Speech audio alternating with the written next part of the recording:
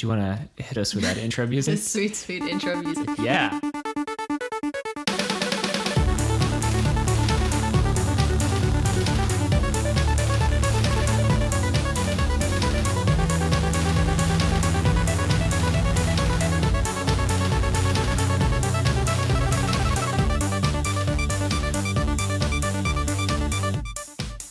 Hi, my name is Trent, and I divined endless space 2 from the beautiful constellations above my tent. Beautiful. Hi, my name is Bianca, and I found GNOG abandoned on the sidewalk. I see. And I forgot I owned that. Welcome to I Forgot I Own That. This is a podcast where your two hosts, that is myself and Bianca, go through our never-ending list of games that we acquired at some point. Not really sure how. Most of the time, we're not really sure how. And we play them. We play a new one each week and bring it to the pod to discuss and give our first reactions, our gut reactions to whatever it is we played this week. Oh, yeah. But before we do that, we like to get started by talking about the best thing we saw this week. Bianca, what is the best thing that you saw this week? Well, I think our best thing is kind of a joint best thing. Yes. Which is our road trip. Road trip. Yeah, we took a whirlwind road trip because Trent really wanted to just spontaneously see some mountains. I just woke up one day, looked myself in the mirror and said, today's not the day, but today's the day where we plan to have the day where we see the mountains. Today's the day where we not quite see the mountains, but plan to see the mountains. Yeah. So we drove from here in Illinois all the way over to Colorado. And we camped in Nebraska on the way there. Mm-hmm. And then we camped in Colorado for a night and then back in Nebraska. Yes. And then drove back. Yes. It was mostly a lot of driving, but Yes. some very interesting driving. Yeah. So I had a lot of fun on that road trip, and we saw some pretty dank mountains. Yes, we did. We did do the thing of seeing mountains, which was excellent. Yeah, we saw a whole lot of the world that I have never seen, and I had not even considered like what it looked like because we went through like 6 states or something ridiculous. Something crazy, yeah. So we left from Illinois. We went through middle of nowhere, Missouri, which was very boring. It was kind of like Illinois, but like without the really wide open areas. Yeah. Because that's the one thing I do like about driving in Illinois is through the cornfields, you sometimes can just see for miles and miles and miles. And that's very quite fun. pretty. Missouri, you didn't have that. No. Until you got to like the Mississippi River and like, that's cool, I guess. Like I was driving and I kept looking at the landscape and trying to think about it over geologic time. Like, how has this landscape become this over the eons of its formation? On our way there, like we were in some form of what used to be, whatever riverbed way Sure. back in the day. And then like we briefly talked about it, and then you were just kind of like, oh. And I was like, what? And you were just like, I'm just thinking about geologic time. I forgot. You were just like having this like reaction to how like mind blown you were. It was great. I mean, like I get the same way, but like yeah, it was just really funny. Yeah, God bless my professors from an ecology world in college. Like they really drill that geologic time into you. I remember we did multiple exercises where it was something like, we're going to walk across campus and every step you take is like 1,000,000 years. Oh my God. So you would start and be like, you take a step and you're like, ah, yes, Earth was formed. Mm-hmm. You take another like 30 steps and it's like the atmosphere has formed. And then like another 30 steps and like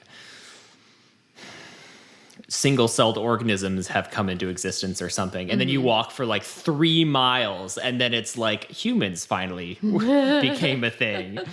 That was a very common thing that we were taught. So whenever I see like nice landscapes, I always think about it. Yeah. Anyway, and then we went just very briefly across a corner of Iowa, like for like 20 minutes, like just a little skip and a jump through Iowa. And then Nebraska, which is a state I had never considered ever visiting, but we went just by way of it being on the way to our destination. But we were pleasantly surprised because it turns out the center of Nebraska, because we camped like in the dead ass center of Nebraska. Oh, yeah.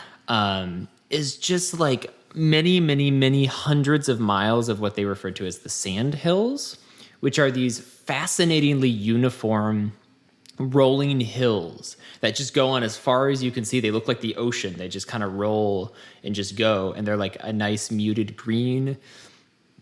And they're sand hills, so when you get close, you kind of see that like it's not like someone's yard where it's like dense grass and compacted soil, whatever. They're almost like glorified sand dunes. Like there's just a lot of like really loose substrate, which I found very fascinating. Like the vegetation is very sparse.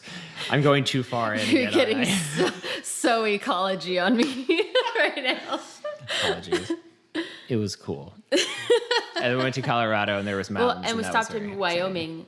We also went through Wyoming. We went through Wyoming too. Yeah, briefly. Which was Nebraska, but yellower, Yes. is what I was saying. Yeah. And then Colorado was even like almost like Wild West, like like So cows. many ranches and yeah. And then mountains. And yeah, we camped like 20 foot from a beautiful mountain stream, and across the stream, it was just like a giant fucking mountain that just went straight up. Yeah, and like just this winding road in between mountains. So it was like we were in a gorge. Yeah. So it was, the only thing at the bottom was the river and then the 2-lane road, and that was it. And it was just winding, and we took a little drive down, and it was very nice, very dramatic. Bear country. And also we learned mountain lion country. Yeah. But we were not fucking with that. No. Not trying to be a mountain lion snack. No, thank you.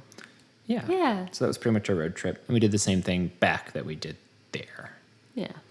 Brief stopover in Denver. Brief stop in Denver to get some delicious ice cream. Yeah. Per recommendation of my buddy who grew up there.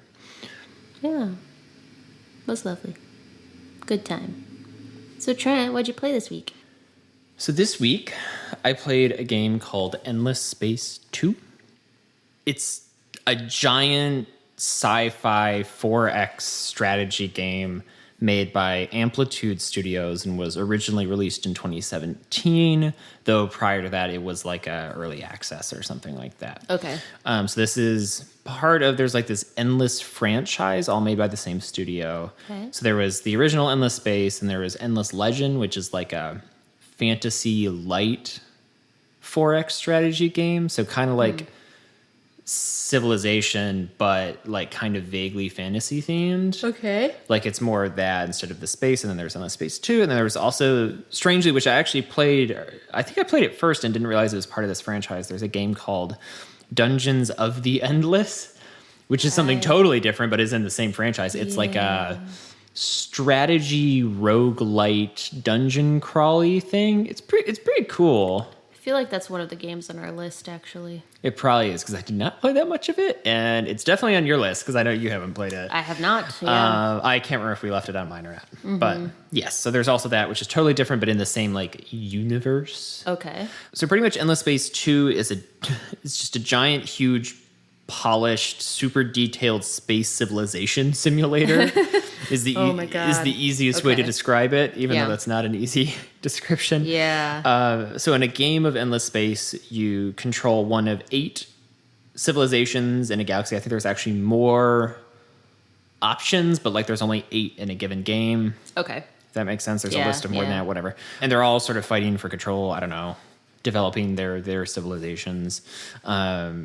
So as whatever character you control, you're bouncing around between star systems. You're making planetary colonies, building up whole solar systems across this giant like star map of the galaxy. Each playable faction has this whole like lore behind it that sort of informs their motivations, which is kind of fun. So I feel like I'm going to be drawing a lot of comparisons to Civilization because that is, I've played quite a lot of Civilization, and that's sort of the poster child for this genre of game. I think in a previous episode I discussed this, but so a 4X game is like You control an entire civilization. You build city, or in this case, you're not doing cities, but you build like cities. You have units. You manage the military, the economy, other things, religion, whatever they have in the game at the time. You manage a lot of resources, politics, blah, blah, blah, blah, a lot of different systems.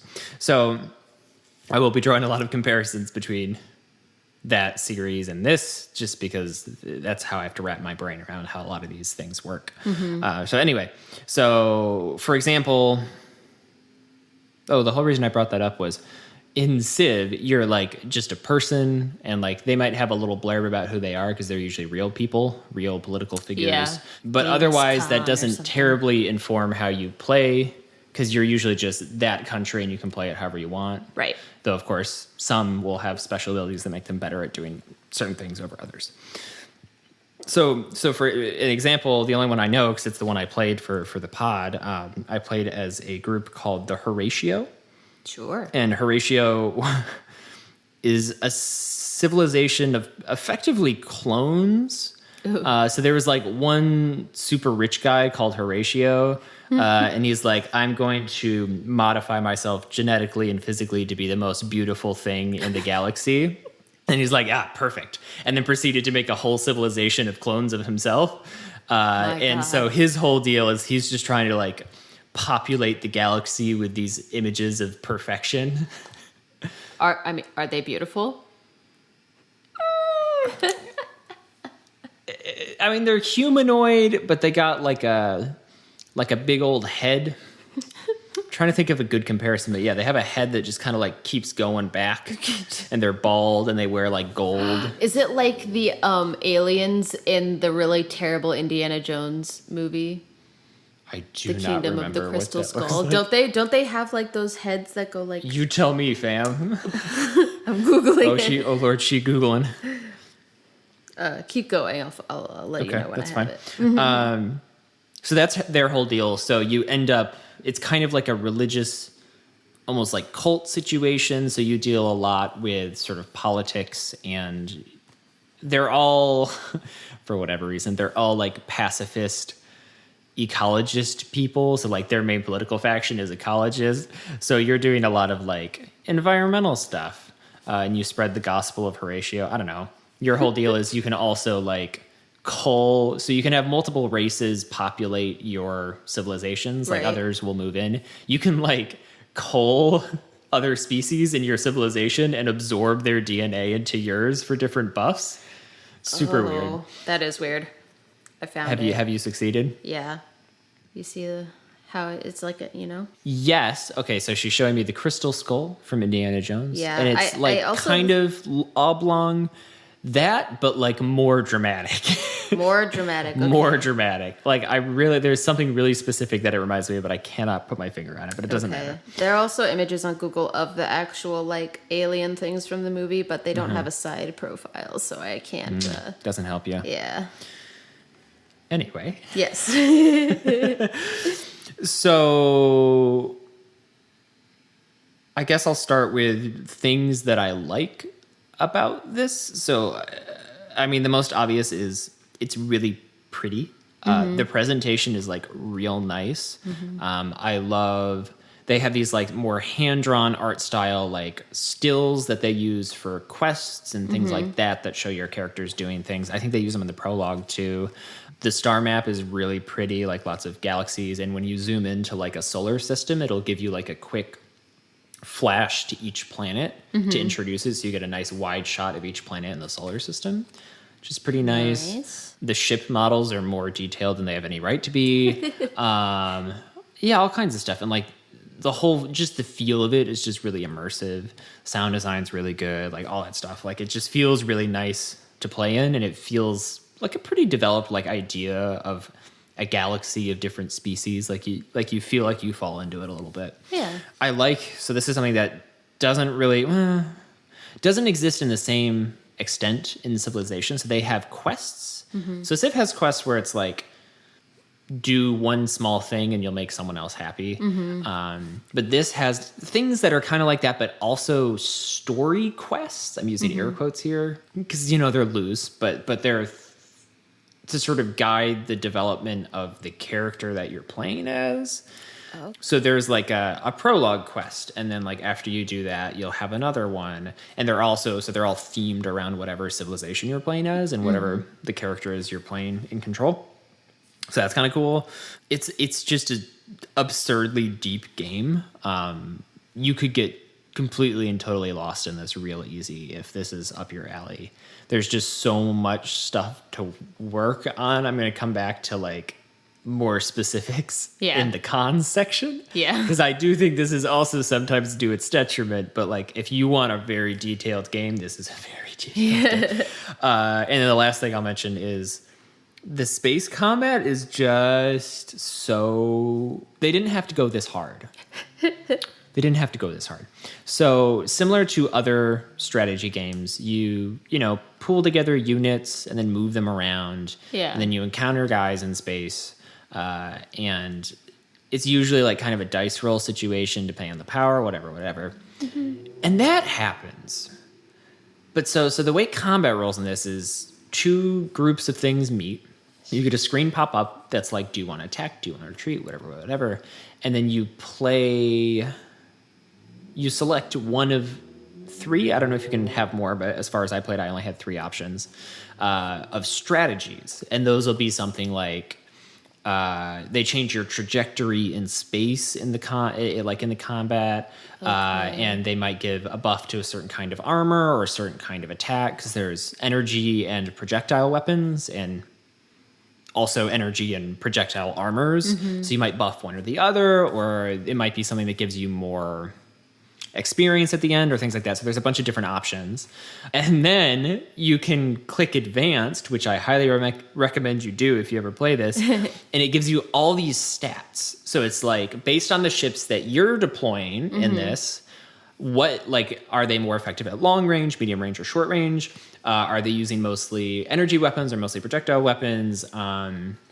All this different stuff. And you see individual trajectories depending on what strategy you pick. Yeah. So like if you have a couple of ships that like are better at short range, you can pick a strategy that has you just beeline towards the other side of the arena. Mm-hmm. Or vice versa. If they're effective at short range, you could have one where they kind of loop around so they don't get as close to the enemy, but the enemy does effectively the same thing. So it's kind of almost a rock, paper, scissors situation where you don't know exactly what they'll do. And then this is the part that just goes way harder than it needs to. You get a full 3D render of the battle. What? Where you can fly your camera around and things like that. Oh my God. It's so... I've never seen anything like it. Oh my God. And I don't know if I need it, but I'm not mad that it's there because it's kind of really cool. I feel like I would just watch only videos of that. Of this, like I would go to YouTube just to watch that. Yeah, I mean, in my time, it wasn't that exciting because I only ever had 3 or 4 ships at a time. But like, you unlock different trajectory options as you go up and up and up and up and up in amount of ships until like upwards of like 12. So if you have 12 on each side, 24 ships going at once, I'm sure it's pretty cool. So yeah, you see like the ships in a giant like 3D void of space with stars in the background, like fly at each other, and launch their barrages of lasers or missiles or whatever. So that's so cool. It's pretty cool. It's pretty neat. That's so cool. So now, things that I did not enjoy as much. So mostly, like, I think the game is really good. Maybe I was like a little fatigued or something, but I was just like getting a little grumpy with it towards the end. And it's also just like more than I felt like dealing with at the current time. Yeah. So the biggest thing is it just kind of asks a lot of the player in terms of like how much stuff you're responsible for and how much you have to sort of keep track of internally. Like, so I made a really long list of like all of the things, like kind of things that you have to do as a player. The first like 4 or 5 are things that you do in Civ. Mm-hmm. Most of the rest of them are things that either don't exist in Civ or only kind of exist in Civ. Okay. So to start, you manage resources and population and improvements on your colonies. Yep. You have to colonize new places. Mm-hmm. You have to move units around in space. You deal with diplomacy with other players and also like some other smaller factions. And there's like tech trees, like big giant tech trees you work your way through. Yeah. All that stuff's in Civ. Yes. So here are things that are not necessarily in Civ. You have unique heroes with full skill trees that you can move around between different cities and also ships and deploy them. They're kind of similar to like governors in Civ 6, I want to say, but kind of a little bit unique. This is the one that kills me, is so for all of your units, which in this case are ships, you can customize them with specific modules. So they'll have 8 slots of stuff that you can swap in and out with other things. And you unlock a bajillion modules to put in those slots. So you like customize like the look / armor / it's all abilities function. of, well, It's I'm trying to like further describe what you mean by this. Yeah. So remember how I said there's projectile and energy weapons? Yes. There's like 5 different versions of those, and that's just as far as I got. So you can swap out, like, I want a version of this that is all energy weapons. I want a version that's all projectile, mix and match as you want. And there's all the armor for those. And there's all these other things, like that's how you enable them to do sort of space probes and things like that. Yeah. You can add other abilities, upgrade their movement, whatever. Yeah. So there's also, I don't even know how many dozen, what was the word? Holes, which decide like what you can put where. Yeah. So the different shapes of ship. Right. So you have to do customization that. is the word I was looking for. Yeah. So you not only can you, but you have to do that to upgrade them to be useful. Okay. For however many kinds of ships you have, and then however many variations of those kinds of ships you want. Mm-hmm. That's absurd. There's a whole inter-civilization marketplace with a realistic economy where you can sell different resources or units or ships or whatever. That's bonkos. There is internal politics, including both policy and elections. It almost reminds me of Tropico. Mm-hmm. Like there are rival politicians who you have to beat in elections. Yeah. You sort of have to balance the both racial and political compositions of individual planets as well as your whole system. Or else bad things happen. There's like 25 different luxury and strategic resources, which is very much like Civ, except even the luxury resources are spent on things in this game. In Civ, it's just for happiness. This, there's a whole upgrade your, like, civilization upgrade situation that uses luxury resources. Weird. Okay. Then there's the quests, both the main and the side quests. And there's also random events, some of which you have to choose an outcome between 2, or some of them are just a random outcome for things. It's just a lot. Yes. All things you're responsible for. You have to have your mind on all these things. I'm sure there's more. This is what I came up with in like 2 minutes of brainstorming. Right. And I don't even know how many freaking menus there are with information to deal with all of these things. So there were a lot of menus. There's probably a menu for everything I just listed. Yeah. And they're all super dense. Yeah. So much information in them. Holy crap. And I think this would be all well and good, but this is a much more abstract game than Civ. Mm-hmm. So Civ is very easy. It's at least very approachable because it's on Earth. Mm-hmm. You're looking at a game board. Mm-hmm. So all of your options are very clearly in front of you. There's physical representations of all of your upgrades. All of your units occupy their own tiles, so those don't sort of bleed over or anything like that.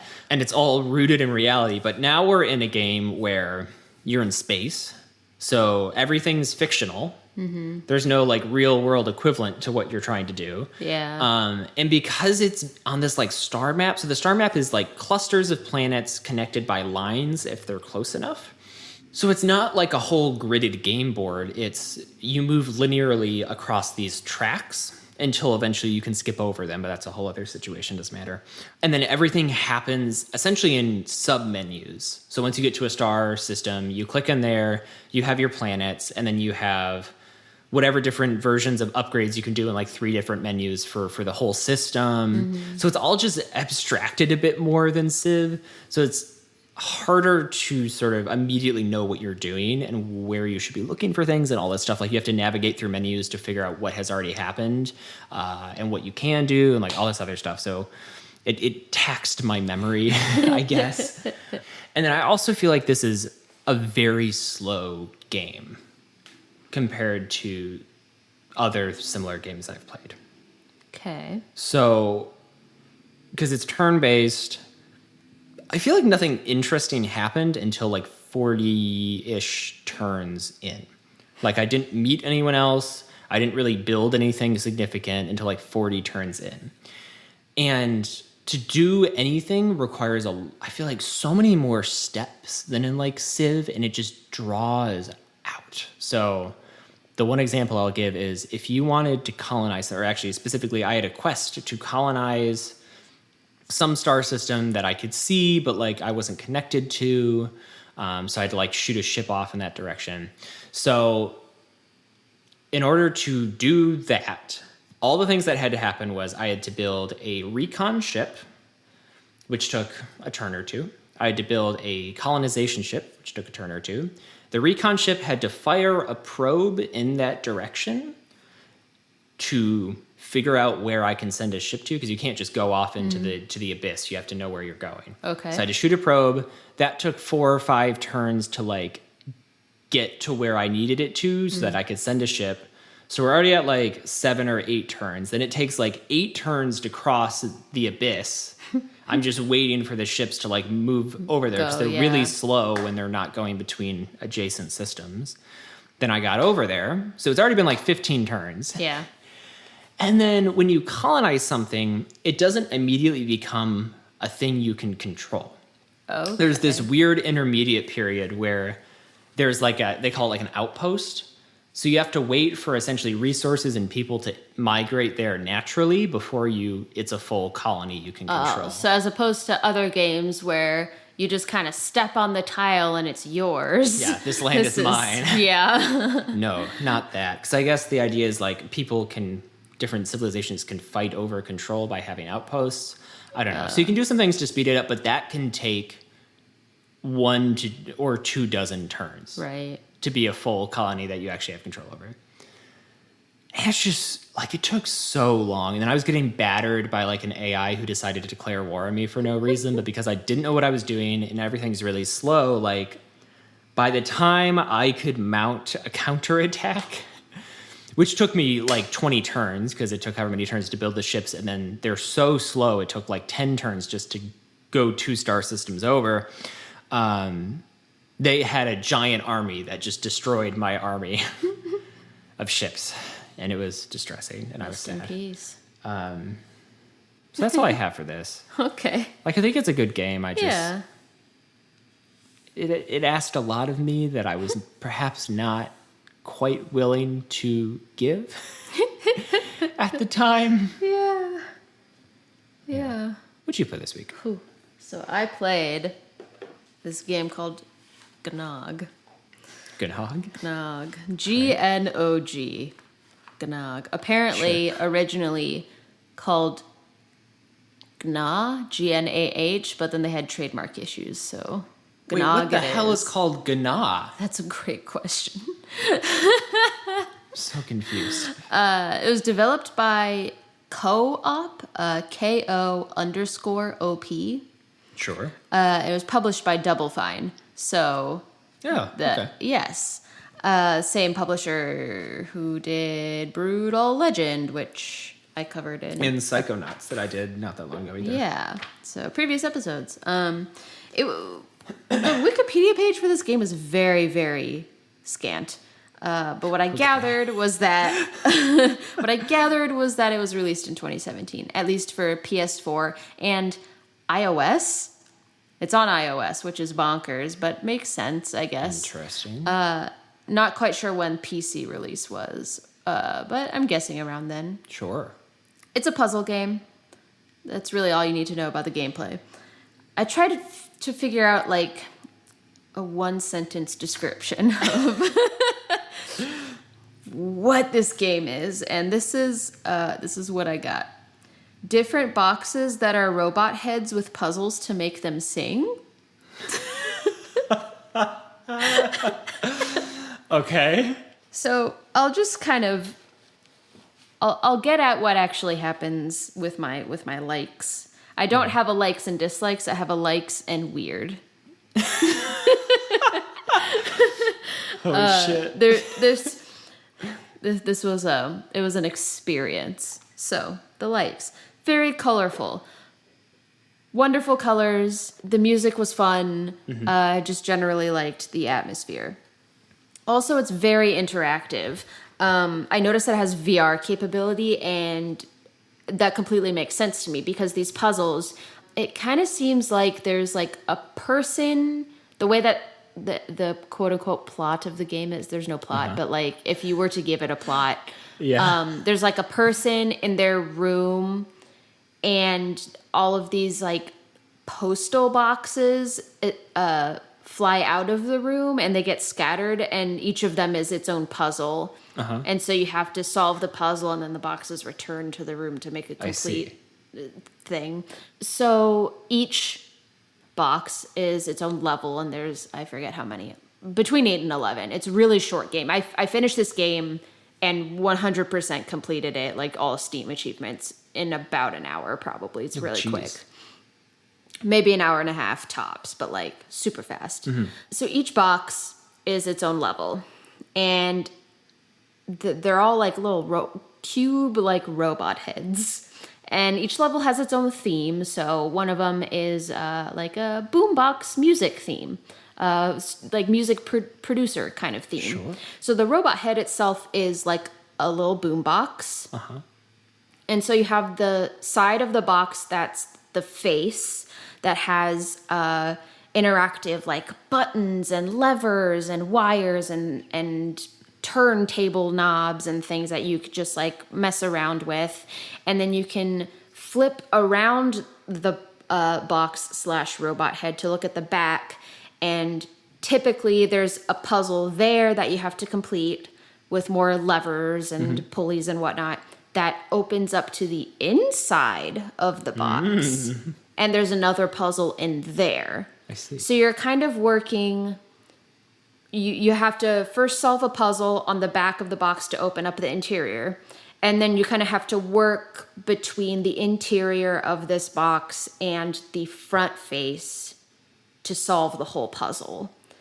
And they're interactive in a sense of, so with this boombox one, for example, once you open up the inside, there's like this little man in there, and he's got this like music production studio, which is cool.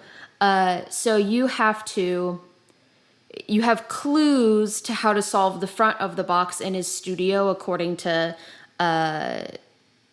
like things he has on his shelves and his big screen, and like how he's reacting to what he's listening to.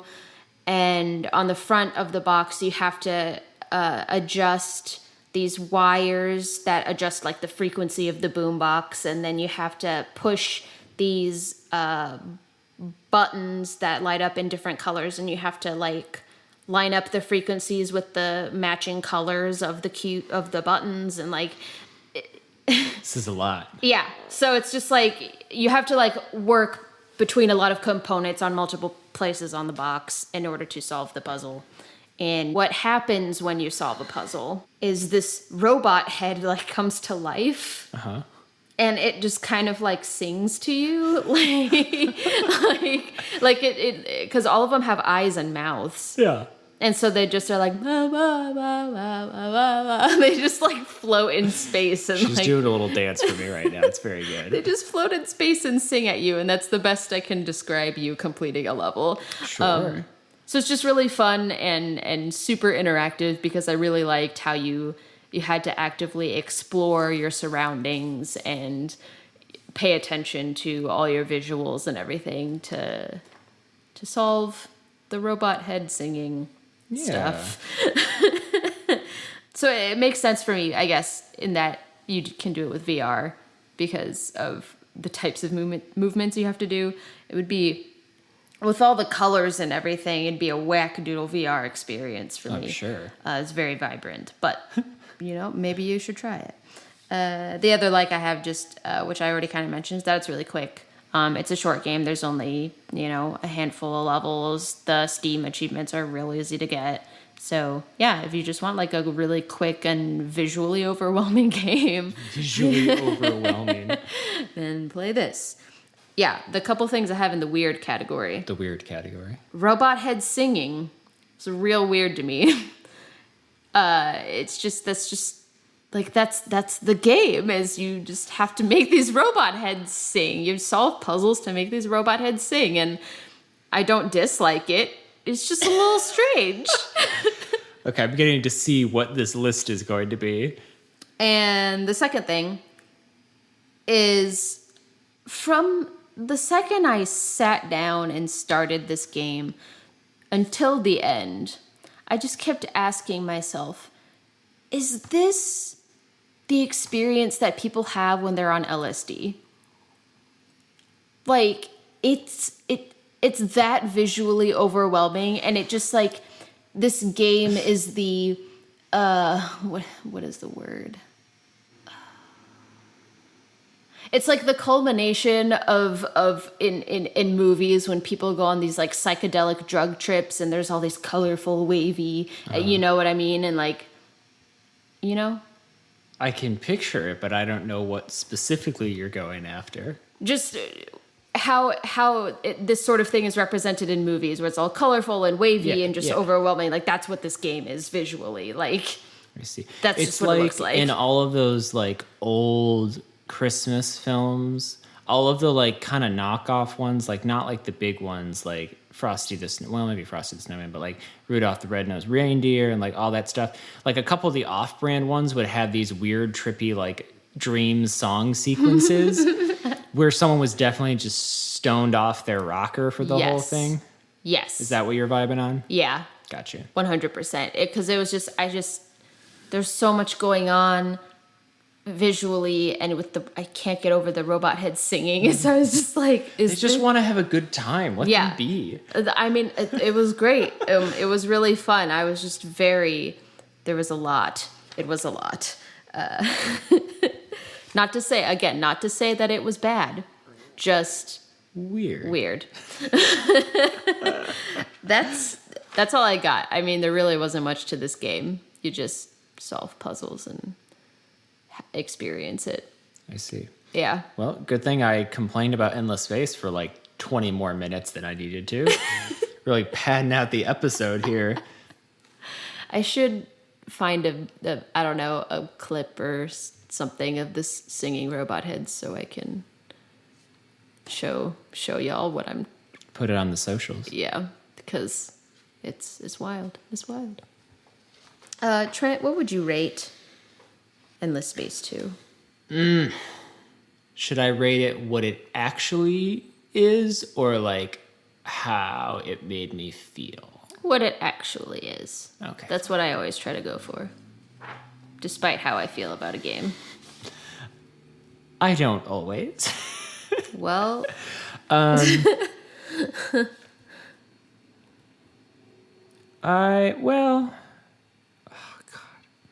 Because I know this is the kind of game that some of y'all freaks who just really crunching some fucking numbers in their free time, like, are gonna love this shit.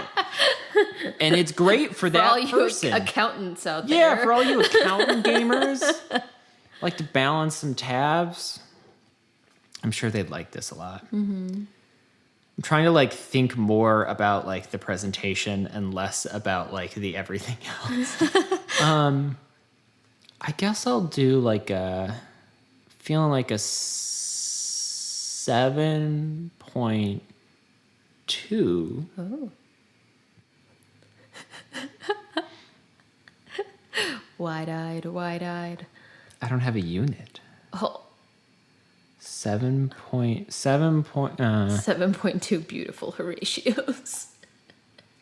Yeah. No, that's a good place to jump off. 7.2 sexy ass aliens out of 10. Nice. What would you rate GNOG? GNOG, I'm gonna give a solid 7 out of 10 robot boombox heads. Very good. Yeah, simple, clean, fun. Elegant. Yeet. Very good. So this has been another episode of I Forgot I Owned That. We will be back in 2 weeks. 2 weeks. Yeah, we're still doing an every other week thing for a little bit longer here. We'll be back in 2 weeks with 2 more games. I will be playing Middle-earth: Shadow of Mordor. Ooh, I'll be playing QP Shooting Dangerous. Does it end in a question mark? Exclamation point, actually. Oh, I see. So, I'm sorry. QP Shooting Dangerous. There you go. Very good. Excellent. Yeah. Thanks for listening. Follow us on the Instagram and the Twitter at IFIOT Podcast. And sometimes I stream on Twitch at I Forgot I Owned That Pod.